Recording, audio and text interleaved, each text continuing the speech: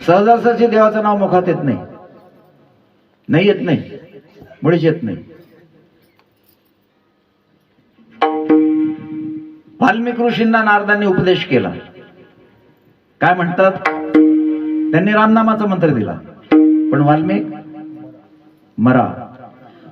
हो, मागे सांगितलं होतं मी का रामातला रा म्हणता येत नाही, पण मरातला रा म्हणता येतो. रामातला रा म्हणता येत नाही, मरातला रा म्हणता येतो. रामातला म म्हणता येत नाही, पण मरातला म म्हणता येतो. याचा अर्थ काय होतो? राम म्हणता येत नाही, मरा म्हणता येतो. याचा अर्थ काय? मुखात परमात्माचं नाव येत नाही. याचा अर्थ काय? अनंत जन्माचे सुकृत पदरी, अनंत जन्माचे सुकृत पदरी, अनंत जन्माचे सुकृत पदरी, अनंत जन्माचे सुकृत पदरी. याचे मुखी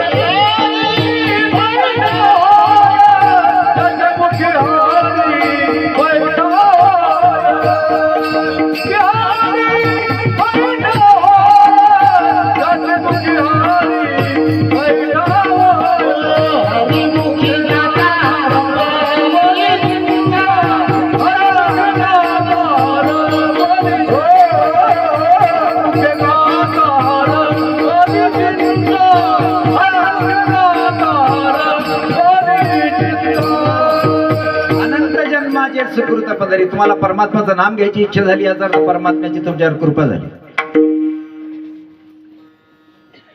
हरि कृपा होय तयावर,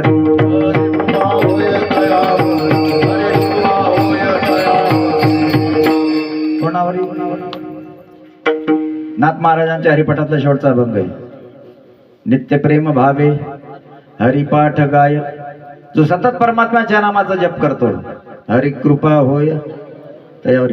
त्या गोपिकांना आताच नाही, त्या जाण वेद गर्भीच्या श्रुती या ऋचा म्हणतात. 1,00,000 वेदाच्या, मग त्याच्यातले काही मंत्र वाटले गेले. 4,000 तुमच्या आपल्यासाठी, काही संन्याशांसाठी, काही वानप्रस्थांसाठी. मग त्या जाण वेद गर्भीच्या श्रुती कोण? त्या गोपिका. बरं, सर्वच त्या परमात्म्याला आवडत नव्हत्या. सर्वच नाही. परमात्म्याने जर वृंदावनामध्ये बासरी वाजवली तर सर्व तिथं धावून जात नव्हत्या. नाही, जिच्या नावाने बासरी वाजवली तिलाच ते ऐकू जायची. दूरश्रवण सिद्धी प्राप्त झाली होती गोपिकांना. दूरदर्शन सिद्धी प्राप्त झाली होती गोपिकांना. अशा असणाऱ्या गोपी सतत परमात्म्याचं नाम चिंतन, दुसरं काहीच नाही, काही नाही. पाहिलं सुद्धा नव्हतं काही काही नाही त्या परमात्म्याला, फक्त ऐकलं होतं. पण त्या परमात्म्याने, त्यांना माहिती हे आपल्यासाठी झालं. इथं काही ऋषी होते, काही गायी होत्या, काही वेदाच्या ऋचा अनेक प्रकारे सांगितल्या होत्या. कोणी सुना, कोणी लेकी, कोणी एकी स्वतंत्र. हो, सुनेसाठी जर परमात्म्याला बासरी वाजायचं असेल तर सुनेने त्यावेळेस म्हणायचं, हा नको वाजवू श्री हरी मुरली. जर सासूसाठी वाजवली तर वृंदावनी वेणू कवणाचा मायवाजी. प्रत्येकीसाठी वेगवेगळी बासरी वाजवली देवा, आणि जिच्यासाठी वाजवली तिलाच ती ऐकायला यायची. भाग्यवान होते त्या गोपिका. आम्हाला अजून तिथपर्यंत जायचंय. परमात्म्याने त्या गोपिकांच्या खोड्या कराव्या, अनेक प्रकारे खोड्या कराव्या. हे सोंग सारिले या रूपानंतर. पण पुढेही बहुत करणे आहे. पुढे म्हणजे त्यांना ते करायचं होतं, ते कुरुक्षेत्रावरती अर्जुनाला गीता सांगायची होती. चरित्र फक्त गोकुळातलंच, कारण पुढे बरेचसे जे असतात ना, ते मथुरेचं किंवा जे मोठमोठे महात्मे, ते द्वारकेचं चरित्र ऐकतात. कारण ते पुढे युद्ध, मारामाऱ्या, फक्त सात्विक चरित्र. जे काल्याच्या कीर्तनात जे वर्णन केलं गेलंय पुढे सर्व त्या कौरवांना मारणं, युद्ध करणं, जरासंधाला मारणं, कंसाला मारणं, हे बरेचसे महात्मे या कथा ऐकत नाही. जे मोठमोठे महात्मे जे ज्यांना जीवनमुक्त म्हटलं पाहिजे, अनेक प्रकारे खोड्या कराव्या परमात्म्याने, अनेक प्रकारे खोड्या कराव्या. शेवटी आई सुद्धा कंटाळली, आई सुद्धा कंटाळली. सांगितलं कोणीतरी का देवाला नमस्कारा. ठरवलं परमात्म्याने का आता गणपतीला महत्व द्यायचं. एक मास देवी खोडी नाही केली, प्रचिती ती आली यशोदेची. पण ज्यावेळेस पाहिलं तर घरात सुद्धा परमात्म्याने खोड्या केल्या. आता बाहेर करायच्या नाही तर घरात करायच्या. एक महिना केली नव्हती. आईने तो नवस फेडला, पण गणपती बाप्पाला सुद्धा तिथं दाखवून दिलं त्यांनी का मी तुझा बाप आहे. आता घरातच ज्या दिवशी आईला वाटू लागलं का आपल्या घरामध्ये नोकर काम करतात, म्हणून लालाला घरचं आवडत नाही, तो बाहेरचं खातो. कारण लाला सांगतो मी जर घरचं खाऊ लागलो तर संपून जाईल, म्हणून मी कमाई करून खातो. म्हणून आईने ठरवलं आता मी स्वतः घुसळण करीन आणि लालाला लोणी खाऊ घालीन. ब्रह्ममुहूर्तावर उठली, पिवळं वस्त्र परिधान केलं आणि आईचं तन मन आणि वचन आता फक्त कृष्णाकडे. आता दररोज काय व्हायचं, परमात्म्याला मंगलगीत म्हटल्याशिवाय उठवलं जात नव्हतं. मंगलगीत म्हणावं लागत होतं. पण जशी माता घोषळण करायला लागली, मुखामध्ये परमात्म्याचं नामचिंत लक्ष तिकडे, कारण उठू नये म्हणून लक्ष तिकडेच आहे. आणि परमात्मा आज स्वतःहून जागे झाले. पाझर फुटला हृदयात, वक्षस्थळाचं वस्त्र ओलं झालं आईचं. लालाची आठवण यायला लागली. रांगत रांगत लाला आईजवळ आले, मागून पदर धरला आईचा. आई मला भूक लागली, मला खायला दे. पण आई आता मंथन करण्यामध्ये मग्न आहे, मला मंथन पूर्ण करू दे. पण लाला खूप रडतोय, लाला खूप रडतोय. शेवटी तो पदर सोडला आणि ज्या रवीचा हात, ज्या रवीने मंथन करत होती ती रवी हो त्या लालाने पकडली. त्यावेळेस त्या आईचे उद्गार होते, सोड रवीचा हात हरी, सोड रवीचा हात हरी, बाळा करू दे रे मंथना, करू दे रे मंथना. तूप लोणी तुला देते शारंगवाणी, दूध तूप लोणी तुला देते शारंगवाणी. थोडा वेळ खेळ सजणी माझ्या मन मोहना, थोडा वेळ खेळ सजणी माझ्या मन मोहना. बाळा करू दे रे मंथना, बाळा करू दे रे मंथना. आईला आता खात्री झाली का आपल्या मुलाला चोरी करायची सवय. थोडा वेळ बांधून ठेवीन, नंतर सोडून देईन. चोरीची सवय सुटायला पाहिजे म्हणून, चोरीची सवय सुटायला पाहिजे म्हणून थोडा वेळ बांधून ठेवीन. एक दावा घेतलं गाठ पडत नाही, एकाला दुसऱ्या लावलं गाठ पडत नाही, दुसऱ्याला तिसरं लावलं. असं म्हणतात का 9 लाख गाई नंदबाबांकडे, त्यावेळी दावे एकाला दुसरे जोडले पण त्या दाव्याची गाठ पडत नाही. जणू काय ऐश्वर्य शक्तीने त्याच्यामध्ये प्रवेश केला. परमात्मा त्या ऐश्वर्य शक्तीला सांगतात, जर आईला बांधायला आनंद होत असेल मला बांधताना तर मला बांधू दे, मी तुला द्वारकेत भेट देईन. परमात्मा बांधले जात नव्हते. परमात्मा आधी तर पकडलेच गेले नाही. का पकडले गेले नाही त्याला तेही कारण सांगितली. अगोदर तर आईच्या हातात काठी होती आणि काठी अहंकाराचं आणि अभिमानाचं प्रतीक आहे. वाकत नाही, कोरडी काठी वाकत नाही. ज्या झाडाला फळ येतात ते झाड वाकते, कोरडं झाड वाकत नाही. थोडं थोडं कळत असेल तुम्हाला. हा, जो माठ अपूर्ण भरलेला आहे तो आवाज करतो, चपडप चपडप चपडप. जो पूर्ण भरलेला आहे तो आवाज करत नाही. ते खूप कमी बोलतात. आवाज फक्त चिल्लरचा येतो, नोटांचा आवाज येत नाही. चिल्लर समजायची जास्त बोलणार. हा, परमात्मा बांधले गेले. आई दुसरं कारण सांगतात काठी होती हातात म्हणून पकडले गेले. आणि तिसरं कारण दुसरं सांगतात परमात्म्याच्या पाठीवर लक्ष आहे आईचं. मुख दिसत नव्हतं. पुढे परमात्मा धावतात, आई त्याच्या मागे धावते. परमात्म्याचं मुख दिसत नाही, फक्त पाठ दिसते. कारण परमात्म्याच्या पाठीमधून अधर्माची उत्पत्ती आहे. म्हणजे अधर्मावर लक्ष ठेवून धावते, म्हणून परमात्मा पकडले जात नाही. जो अधर्माने वागतोय त्याला परमात्म्याची प्राप्ती नाहीये. शेवटी ज्यावेळेस आईने काठी सुद्धा टाकून दिली, म्हणजे अहंकार टाकला. परमात्मा थांबलेच नाही तर आईकडे परत आले.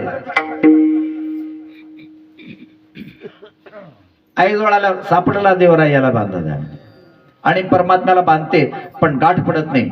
शेवटी दया आली परमात्म्याला यायची आणि स्वतःहून बांधले गेले. स्वतःहून जसे जनाबाईने बांधले. हो स्वतःहून बांधले गेले. आता कामाला लागली. लहान लहान बालक आले देवा आमच्यामुळे तुला बंधनात पडावं लागलं. देवाला वाटू लागलं मी जर हो म्हटलो यांना दुःख होईल. म्हणजे माझ्या भक्ताला दुःख होऊ नये म्हणून परमात्मा सुद्धा सावध असतात आणि देवाला दुःख होऊ नये म्हणून भक्त सुद्धा सावध असतात. आम्हाला कसं वागायचंय. लहान लहान मुलं धावत धावत आपापल्या घरी गेले. आईला सांगतात आई माता यशोदा लालाला बांधतय आणि मारणार सुद्धा आहे. सर्वच्या सर्व गोपिका आता लालाच्या घरी आणि त्या मातेला म्हणतात जेव्हा मूल नव्हतं तेव्हा मुलासाठी तडफडत होती. आता मुलगा झाला बांधून मारायला तयार झाली. त्यावेळेस माता यशोदेची उद्गार ऐकून तो विश्वाचा निर्माता तो सुद्धा थरथर थरथर थरथर कापू लागला. ती माता यशोदा म्हणते मुलगा माझा आहे तुम्ही मध्ये बोलणाऱ्या कोण. मुलगा माझा आहे तुम्ही मध्ये बोलणाऱ्या कोण. गोपी सुद्धा सर्व शांत झाल्या. त्यावेळेस त्याला कोणीच सोडत नाहीये. परमात्मा आई कामाला लागताना बाहेर येतात. यमलार्जुन वृक्ष जे कुबेराची मुलं होते नलकुबेर आणि मणिग्रीव त्या दोघं वृक्षातून परमात्मा पुढे निघून जातात. उखळ आडवं झालं. परमात्म्याने इतक्या ताकदीने ते उखळ उडलं का दोन्ही वृक्ष उन्मळून पडले आणि त्याच्यातून हे तेजस्वी पुरुष गुरुदेव शुकाचार्याने विचारतात राजे परीक्षित हे कोण होते. सांगतात काय कुबेराची मुलं. संपत्ती कारण संपत्तीचा अतिरेक चांगला नाही. माणूस दुर्गुणात फसतो. हे नलकुबेर आणि मणिगिरी त्या सरोवरामध्ये निर्वस्त्र त्या युवतींसोबत स्नान करतात आणि तिथून नारद जात होते. त्या नारदांनी पाहिलं. त्यांना विचार आला कितना प्यारा तुझे रब ने बनाया.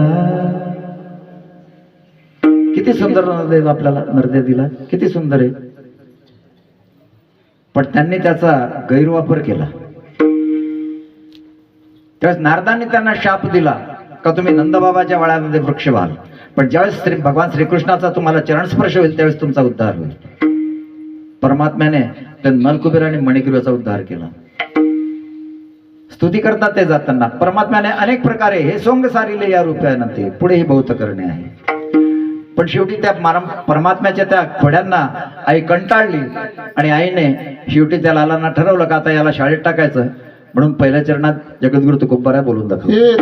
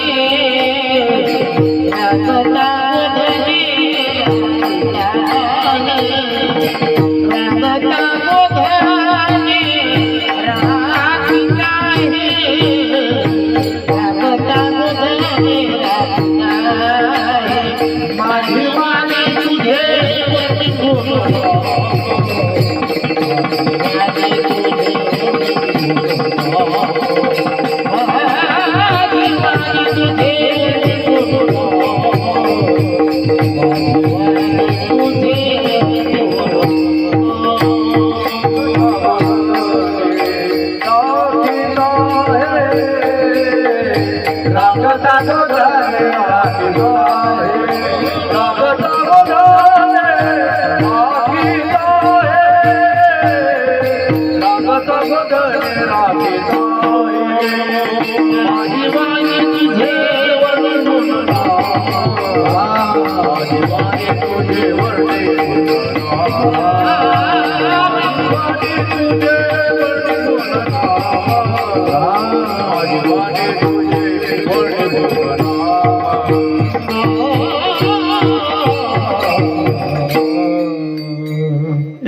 तेजस दादासाठी टाळ्या वाजवा सर्व.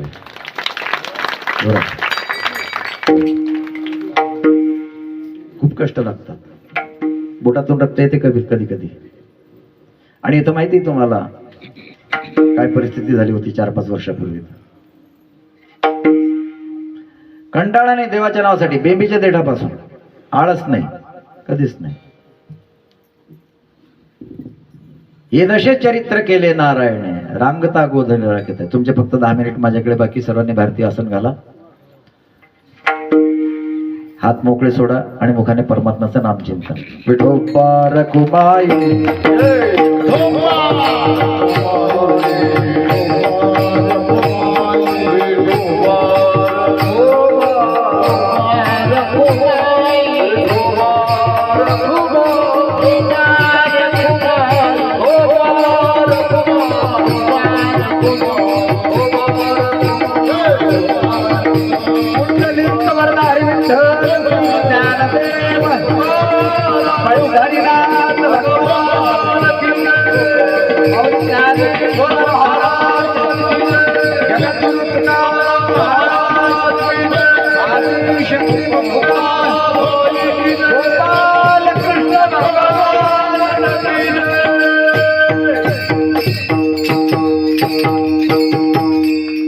रांगता गोधने राखीत आहे.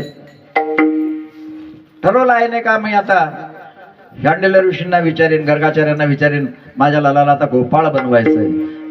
कार्तिक मासातील शुक्ल पक्षातील अष्टमी त्या दिवशी परमात्म्याला गोपाळ बनवलं गेलं. त्या दिवसाची वाट पाहतात, नींद झोप गायब झाली परमात्म्याची, भूक तहान गायब झाली. कारण गायींची सेवा करायची मला इतका आनंद का त्यांना भूक लागत नाही, तहान लागत नाही, झोप लागत नाही. आणि ब्रह्ममुहूर्तावर त्या दिवशी सकाळीच परमात्मा उठतात, अभ्यंग स्नान करतात. परमात्म्याला सजवलं आहे आणि आई परमात्म्याला पाहते आणि आईच्या डोळ्यात अश्रू येतात. टप टप टप टप अश्रू गळू लागले. लाला विचारतात, आई रडायला काय झालं? म्हटले, तू आता सकाळपासून संध्याकाळपर्यंत गायीच्या मागे जाशील, तुझा संपूर्ण दिवस तुझा चेहरा पाहिल्याशिवाय माझं कसं होईल? परमात्म्यासाठी आमची जर समजा एखादी स्त्री आजारी पडू नये. पुरुष मंडळीसाठी सांगतो, दवाखान्यात नेऊ नका, साड्यांच्या दुकानात न्या. आणि तरी आजार बरा नाही झाला तर मग सोन्याच्या दुकानात न्या. जातो म्हणजे जातो आजार. जातो.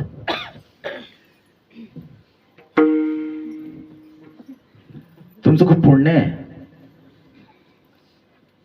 एरवी सर्व सण तुमचेच आहे. संक्रांत, अक्षय तृतीया, दिवाळी, वडसावित्री, राखी पौर्णिमा. आमचा बरा आहे बैलायचा पोया. एकच सण आहे आमचा तेवढा.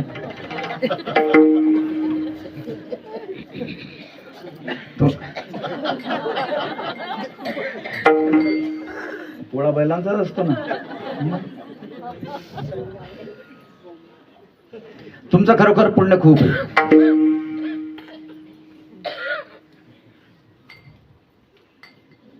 आणि ते अजून जर वाढावं असं वाटत असेल, आपल्या मुलांना संस्कार द्या, खरोखर द्या, चांगले द्या. बनवा त्यांना, काहीतरी बनवा. त्यांनी शिकून विदेशात जावं ना, आपल्या अंतकाळी त्यांनी येऊ नये असं कधीच होऊ नये. तेवढ्यासाठी आम्ही मोठं केलं का त्यांना. पैसा सर्व काही नाहीये.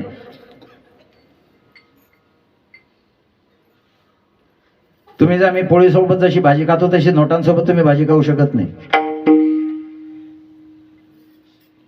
पैसा सर्व काही नाहीये. त्या माता यशोदा लालाला पाहण्यासाठी रडतात. तू दिवसभर रानात जाशील, गायींसोबत गायींच्या मागे मागे फिरशील, तुझा संपूर्ण दिवस तुझा चेहरा न पाहता मी राहील कशी? पत्नी जर आजारी पडली, डिस्पेन्सरी मध्ये, दवाखान्यामध्ये ऍडमिट आहे, पती त्या पलंगावर बसतो, तिचा हात हातात घेतो. असं होऊ नये. पण तो म्हणतो, मी तुझ्याशिवाय जगण्याची कल्पनाच करू शकत नाही. काय गोष्ट आहे का?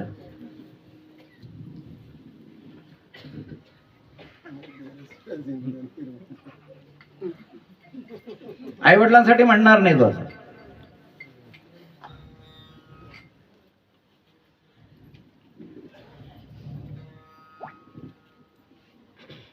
पण आईने बरं जन्म दिला नव्हता ना, माता यशोदेने जन्म दिलेला नाही, तरी सुद्धा इतकं प्रेम. म्हणजे आम्हाला सुद्धा दुसऱ्याच्या मुलावर तितकंच प्रेम करायचं जितकं आम्ही आपल्या मुलावर करतो. आई त्या लालाला सांगते, लाला जोडे घाल. म्हटले नाही, माझ्या गायींच्या पायात काही नाही, मी कशी जोडे घालू? लाला म्हणतात. परमात्मा गोकुळात होते तोपर्यंत 4 नेम पडले. डोक्याचे केस कधी कापले नाही, शिवलेला कपडा घातला नाही, हातात शस्त्र धरलं नाही, पायात जोडे घातले नाही. गोकुळात होते तोपर्यंत पायात जोडे घातले नाही, चप्पल घातली नाही. आणि असा कृष्ण जर गोकुळ सोडून जाऊ लागला तर गोपिका रडतात, यात काही विशेष नाही. तर गायी सुद्धा रडतात, गायी रडतात. पाहिलं असेल ज्यावेळेस उद्धवजी येतात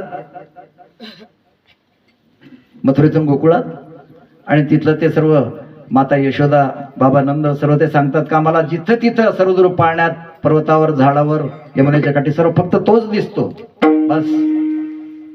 कारण परमात्म्याचं वचन होतं, ज्या ठिकाणी प्रेम आहे, हो त्याने सांगितलं त्या गोपिकांना, त्या परमात्म्याने, वृंदावनम प्रत्यजम पादमेकम न गच्छति, मी तुम्हाला सोडून कधीच जाणार नाही. जिथं प्रेम आहे. परमात्मा त्या गायी घेऊन रानात जातात, अनेक प्रकारचे खेळ खेळतात, अनेक प्रकारचे खेळ खेळतात.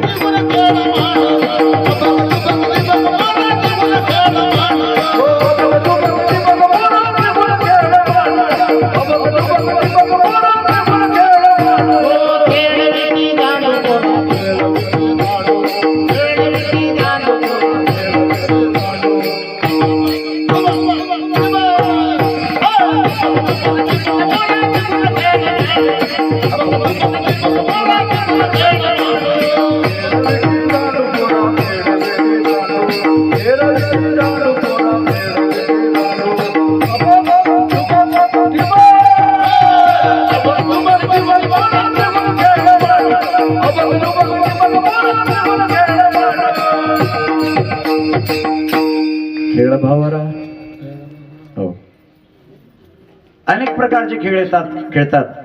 आणि खेळून खेळून ज्यावेळेस ते बालक दमले, खांदी भार, पोटी भूक, काय खेळायचे सुख. सुंदर प्रसंगाला तो 10व्या स्कंदामध्ये परमात्म्याने चक्रव्यूह आणि पद्मव्यूह याप्रमाणे त्या मुलांना बसवलंय.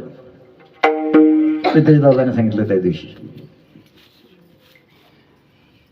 सर्वांच्या आतमध्ये परमात्मा आहे आणि आपला हात दुसऱ्याच्या मुखामध्ये जाईल याप्रमाणे सर्व बसलेले आहेत.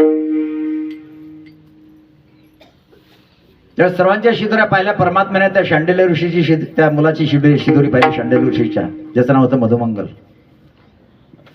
त्याने शिदोरीच आणली नव्हती, कारण मधुमंगलाच्या घरी कधीही स्वयंपाक होत नव्हता, कधी स्वयंपाक होत नव्हता. कारण शांडिल्य ऋषी ब्रह्ममुहूर्तावर उठायचे 4:30 वाजेला. 4:30 वाजेपासून रात्रीच्या 8:30 वाजेपर्यंत फक्त परमार्थाचंच कार्य, यज्ञ, होम, हवन, नाम, जप, गीत, भागवताचा पाठ, 21,000 देवाच्या नावाचा जप, नंतर भागवताचा पाठ. इतका करता करता रात्रीचे 8:30-9 वाजायचे, खायला वेळ मिळत नाही. आधी परमार्थ. मग पती खात नाही म्हणून पौर्णमासी सुद्धा पतीसोबत उपवास करते. मला वाटतं या गावात सुद्धा तीच पद्धत असेल.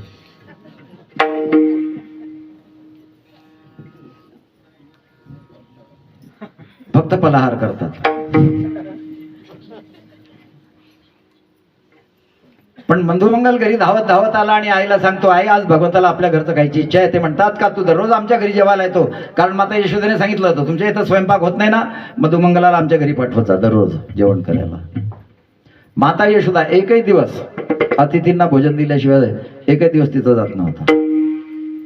मधुमंगल दररोज आता यशोदेच्याकडे जेवतो म्हणून परमात्मा सांगतात तू दररोज माझ्या घरचं खातो, आज मला तुझ्या घरचं खायची इच्छा आहे. मधुमंगल घरी धावत धावत आला, परंतु स्वयंपाक झालेलाच नव्हता, होतच नव्हता.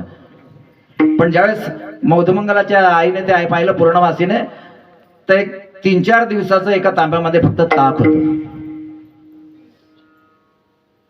जा परमात्म्याला एवढं दे. परमात्मा आपल्यासाठी कोणती वस्तू आणली हे पाहत नाही, कोणत्या भावाने आणली हे पाहतो. आपल्यासाठी काय आणलं हे नाही पाहत परमात्मा. थोर प्रेमाचा भाव केला किंवा शुद्ध ज्याचा भाव झाला देव दूर नाही त्याला. मधुमंगलाला वाटलं हे 3-4 दिवसाचं आंबट ताक देवाला जर मी दिलं मला पुढच्या जन्मात हा म्हणून शंका घेतली त्या मधुमंगलाने. तो स्वतःच ते ताक पिऊ लागला. भगवंताने दुरूनच पाहिलं का माता पूर्णमासीने दिलेला पदार्थ हा मला न देता स्वतःच ग्रहण करतोय. आणि मधुमंगलाने पाहिलं का परमात्मा आपल्याकडे धावत येतोय. मधुमंगल ते ताक पिऊन टाकतो. आणि परमात्मा ज्यावेळेस पाहतात त्या ताब्यात काहीच नाहीये. आणि हे सर्व दृश्य दुरून ब्रह्मदेव पाहतायत का हा कोण कृष्ण ज्याला लोक देव म्हणतात. ज्यावेळेस त्या मधुमंगलाकडे पाहिलं तांब्यामध्ये काहीच नाहीये, पण ते त्या काळचं ताक होतं ना, घट्ट हा दह्यासारखं. तर ज्यावेळेस परमात्म्याने पाहिलं का मधुमंगलाच्या तोंडाला थोडं ताक लागलंय, श्रीकृष्ण मधुमंगलाचं तोंड चाटतं.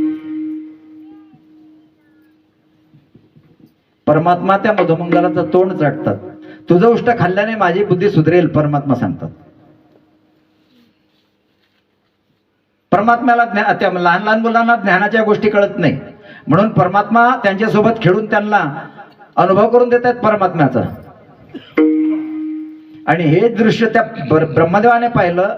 विचार करतो याला लोक देव म्हणतात. देव असा असतो का जो मुलांची तोंड चाटत फिरतोय? मला याची परीक्षा घ्यायची आहे लोक म्हणतात देव ना. मग परमात्मा तिथं आता काला करतात. दुपारची वेळ गायी झाडाखाली बसलेल्या आणि सुंदर प्रसंग तो विभ्रत वेणू जठर पटव शृंग वेत्रेचे कक्ष. हा डाव्या हातामध्ये दह्याचा आणि भाताचा घास आहे, कमरेला मुरली खोचलेली, डोक्यावरती मोरपंख आहे. फक्त कल्पना करा, आनंद मिळतो, आनंद मिळतो. फक्त कल्पना करायची बस.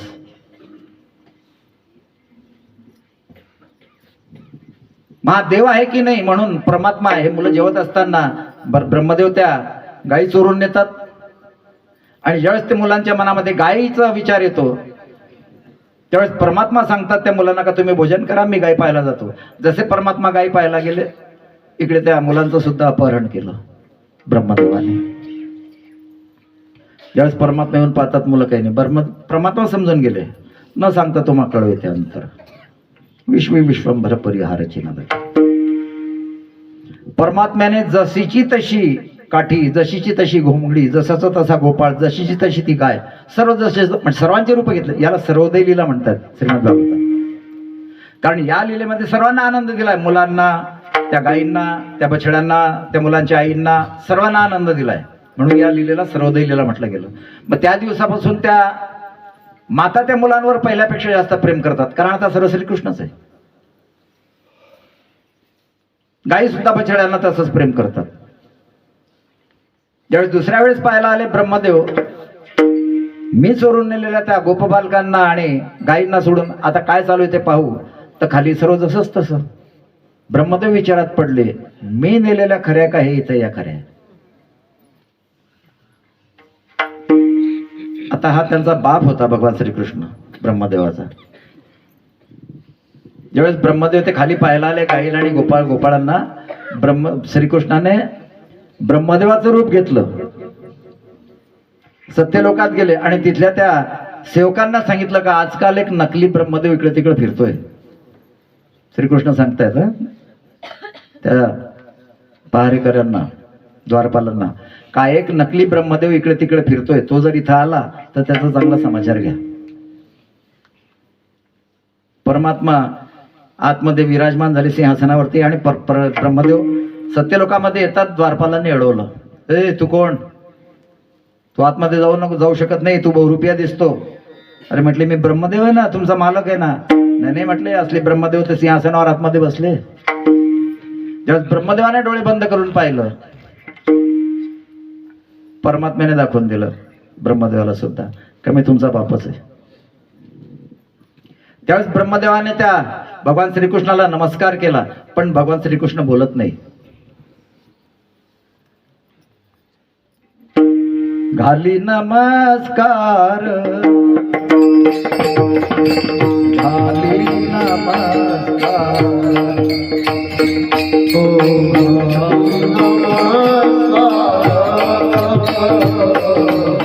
झाली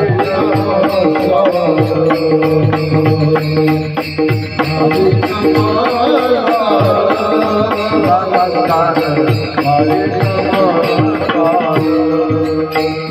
म्हणे अपराधी मी फार म्हणे अपराधी मी फार झाली नमस्कार झाली